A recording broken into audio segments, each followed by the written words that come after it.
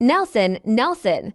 A familiar voice cried out at the door. Destin turned around to see a pregnant woman and a little girl rushing toward him hand in hand. It was Nelson's wife and daughter. Before going on his mission, Nelson had texted his wife.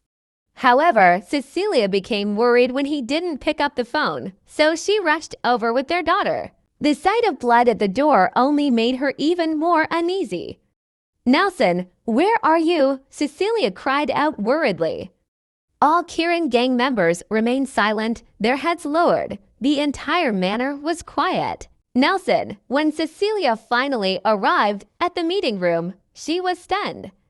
Was that bloody corpse on the floor her husband? She stumbled forward in disbelief. Reality sank in when she saw the man's face, and she threw herself over the body and began to weep.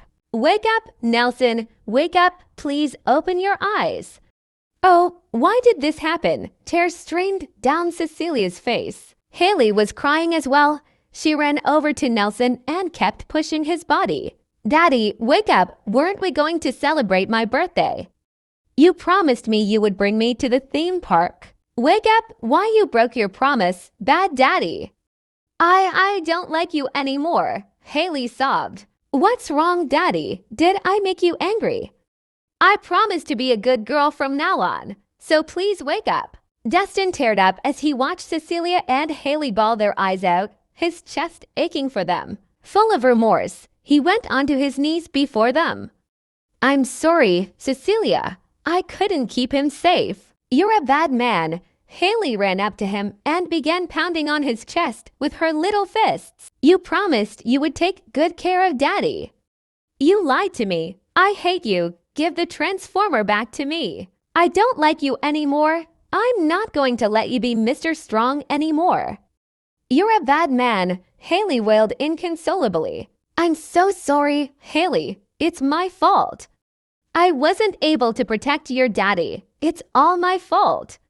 Destin gathered Haley into his arms as tears flowed down his cheeks. He had no idea how to explain things or console her, so he could only apologize. That day, the manor fell into a sorrowful silence. After some time, Cecilia and Haley were worn out from all the crying. Then Destin knocked them out by stabbing them behind the necks with his needles. "Please look after her." Destin lifted Haley and placed the little girl into Natasha's arms. "I will," Natasha nodded. Her eyes were bloodshot and brimmed with tears. She owed Nelson her life, so from now on, she'd treat Haley like her own. "Who did this?" Destin slowly raised his head, his expression oddly calm. However, he couldn't mask the murderous glint in his eyes. He was like a demon who had finally been woken up.